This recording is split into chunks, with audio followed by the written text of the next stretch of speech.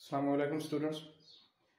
इस वीडियो में हम फेडरल बोर्ड की फर्स्ट ईयर इंग्लिश जो है उसका पेपर पैटर्न हम डिस्कस करेंगे कि कौन से सेक्शंस में से कितने पोर्शन और कितने क्वेश्चन सेट होते हैं। सेक्शन ए, 3 सेक्शन है, section A, section B and section C. Section A जो है इसमें क्वेश्चन नंबर 1 आता है विच इज ऑब्जेक्टिव क्वेश्चन और इट कैरीज 20 मार्क्स। 20 मार्क्स का क्वेश्चन है। ये जो 20 मार्क्स हैं ये किस किस पोर्शंस में से आते हैं। इसके जो 6 MCQs हैं इन 20 में से वो टेक्स्ट बुक और एक्सरसाइज की जो क्वेश्चंस हैं, यानी जो इसके पहले 6 ऑप्शंस हैं, 6 क्वेश्चन हैं ऑब्जेक्टिव के, वो टेक्स्ट बुक में से आएंगे और इसके साथ जो एक्सरसाइजेस दी गई हैं, जो रिड्यूस्ड सिलेबस है उसकी बात हो रही है। 4 MCQs आएंगे वोकैबुलरी में से, जिसमें वर्ड मीनिंग्स पूछे जा सकते हैं, कोई सिनोनिम पूछा जा सकता है। तो 4 नंबर इसमें से और 6 इज इक्वल टू 10 मार्क्स ये हो गए। और बाकी जो इसके 10 MCQs हैं ये ग्रामर बेस्ड है, जो पार्ट्स ऑफ स्पीच में से हो सकते हैं, phrases and classes, compound complex sentences, parts of speech है। तो इस तरह जो सेक्शन ए के 20 मार्क्स हैं ऑब्जेक्टिव के, वो इस तरह कंप्लीट हुए कि 6 नंबर जो है वो बुक में से आएंगे, विद इन द लेसन भी ये MCQs आ सकते हैं और जो एक्सरसाइज में दिए गए हैं उनमें से भी आ सकते हैं। 4 नंबर वोकैबुलरी वगैरह के हैं, सिनोनिम है, एंटोनिम है, वर्ड मीनिंग है। इस तरह जो 10 नंबर है वो ग्रामर बेस्ड है। अब आते हैं सेक्शन बी की। सेक्शन बी जो है क्वेश्चन नंबर 1, क्वेश्चन नंबर 2, यानी आपका जो सब्जेक्टिव पेपर होगा वो क्वेश्चन नंबर 2 से शुरू होगा। Attempt 7 questions out of 9। तो पेपर का सबसे इंपॉर्टेंट पोर्शन जो है वो स्टूडेंट के लिए यही होता है, क्वेश्चन आंसर। बुक में से जो चैप्टर्स हैं कितने आएंगे? 9 आएंगे। 9 में से कितने करने होंगे जनाब? 9 में से 7 आपने अटेम्प्ट करने हैं और each question carries 4 marks and in this way it becomes 28। 28 number का क्वेश्चन है ये क्वेश्चन आंसर वाला। 9 क्वेश्चन आएंगे, 7 आपने करने होंगे और एक क्वेश्चन जो है वो 4 मार्क्स का है। क्वेश्चन नंबर 3 जो है वो भी सेक्शन बी में से है। इसके 2 पार्ट्स हैं, ए पार्ट और बी पार्ट। ए और बी पार्ट है, दोनों जो है वो 6 मार्क्स के हैं।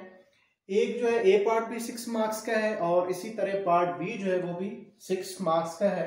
इस तरह ये 12 मार्क्स बनते हैं। पहला जो इसका ए वाला सेक्शन है वो 1 स्टैंजा है। जो पोएम्स हैं उनमें से एक स्टैंजा होगा और स्टैंजा बेस्ड क्वेश्चंस होंगे। 3 क्वेश्चन पूछे जाएंगे उस स्टैंजा में से।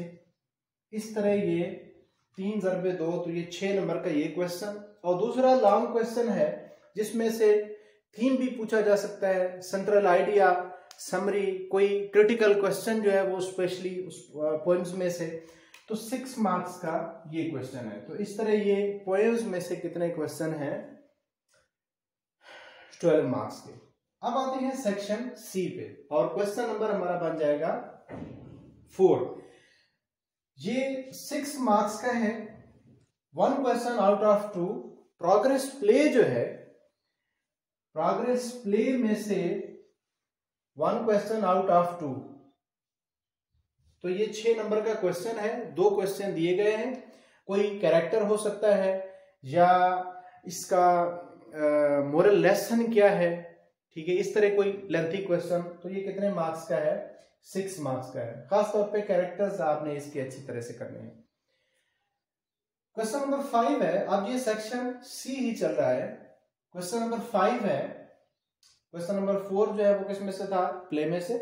और क्वेश्चन नंबर 5 के कितने पार्ट्स हैं? 3 पार्ट्स हैं, ए, बी और सी। 5 नंबर का ए है और किस में से है? 5/7 फ्रेजल वर्ब। 7 फ्रेजल वर्ब दिए हुए होंगे और आपने कितने अटेम्प्ट करने हैं? 5। कैसे इस्तेमाल करना है? वर्ड्स को, फ्रेजल वर्ब को इन सेंटेंस यूज करना है। और फ्रेजल वर्ब किसे कहते हैं? Verb and preposition is called, यानी combination of verb and preposition is called phrasal verb. जिस तरह सिट डाउन, जंप इनटू, तो जंप वर्ब है, इसके साथ इनटू प्रीपोजिशन है, तो ये क्या हो जाएगा, फ्रेजल वर्ब। तो 7 फ्रेजल वर्ब होंगे, उसमें से 5 करने हैं। बी जो पार्ट है उसमें जो है correct form of verb 7 sentences दिए हुए होंगे, आपने कितने करने हैं, 5 वर्ब की फॉर्म करेक्ट करनी होगी। इट मींस के टेंसेस में से ये क्वेश्चन है। पार्ट सी इसका 4 मार्क्स का है, जिसमें आपने क्या करनी है, पंक्चुएशन। 2 लाइन्स दी होंगी, एक सेंटेंस या 2 सेंटेंसेस होंगे, उसमें से उसको आपने पंक्चुएट करना होगा, किसी लेटर को कैपिटलाइज करना होगा, कहीं पे एक्सक्लेमेटरी मार्क लगाना है, क्वेश्चन मार्क लगाना है। इसके बाद क्वेश्चन नंबर 6 है, एप्लीकेशन और फॉर्मल लेटर 8 मार्क्स का है कि या तो आपने जॉब एप्लीकेशन है या कोई भी एप्लीकेशन है, फाइन के लिए एप्लीकेशन है, for some other reason it may be, और फॉर्मल लेटर जो है, इन दोनों में से आपने एक क्वेश्चन करना है और कितने मार्क्स का है, 8 नंबर का है। अब ये वाला जो क्वेश्चन है, क्वेश्चन नंबर 6 जो है, एप्लीकेशन और फॉर्मल लेटर। अब इस लेटर की जो मार्क्स डिवीजन है कि आपने लेटर लिखा तो उसमें डिफरेंट सेक्शन है, डिफरेंट उसके पोर्शंस हैं, उनकी मार्किंग स्कीम क्या है, अब हम ये वाला देखते हैं। लेटर का जो फॉर्मल है, कौन सा लेटर, ये फॉर्मल लेटर है, इनफॉर्मल लेटर नहीं है, आपके पेपर में फॉर्मल लेटर जो है वो आएगा।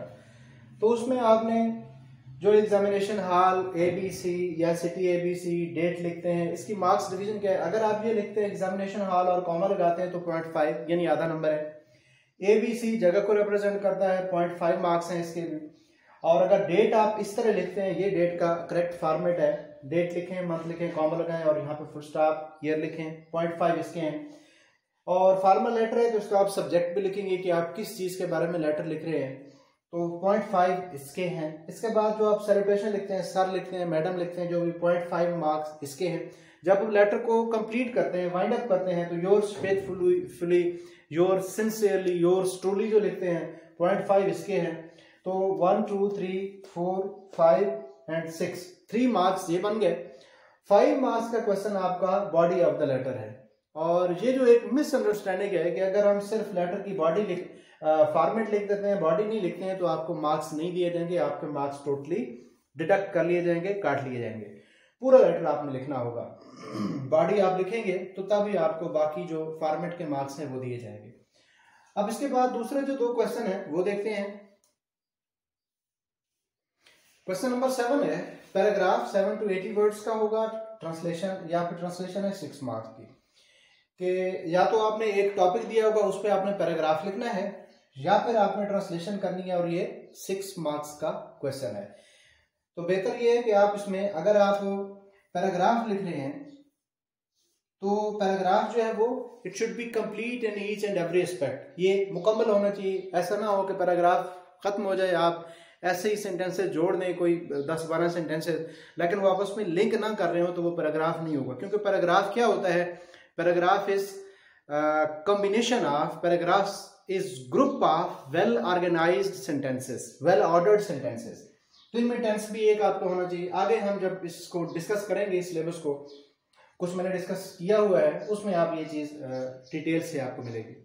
इसके बाद क्वेश्चन नंबर 8 है कि डायलॉग है या फिर सीवी है। तो बेहतर ये है कि आप इसमें सीवी वाला क्वेश्चन अटेम्प्ट करें, क्योंकि इसका पेट जो है रूल्स है, पेट इसके सेक्शंस हैं। और अगर आप डायलॉग अटेम्प्ट करना चाहते हैं तो ये 8 सेट्स पे लिखेंगे, यानी कि 8 डायलॉग आप लिखेंगे, जो भी कैरेक्टर्स हैं उनके 8 आगे सेट्स होने चाहिए। तो ओवरऑल ये फेडरल बोर्ड का केपी में भी यही फॉलो हो रहा है, और फेडरल बोर्ड इस्लामाबाद जो है उसमें भी इंग्लिश फर्स्ट ईयर का ये सिलेबस है, और किसी हद तक मार्किंग स्कीम भी हमने डिस्कस की है। आपको फर्दर वीडियोस में इंशाल्लाह जो है इसी चैनल पे जितनी भी फर्स्ट ईयर की बुक है उसके लेक्चर जो है वो क्रिटिकली लेक्चर्स आपको ज़रूर हर क्वेश्चन के मिलेंगे। Thank you so much for watching me. अल्लाह हाफिज़।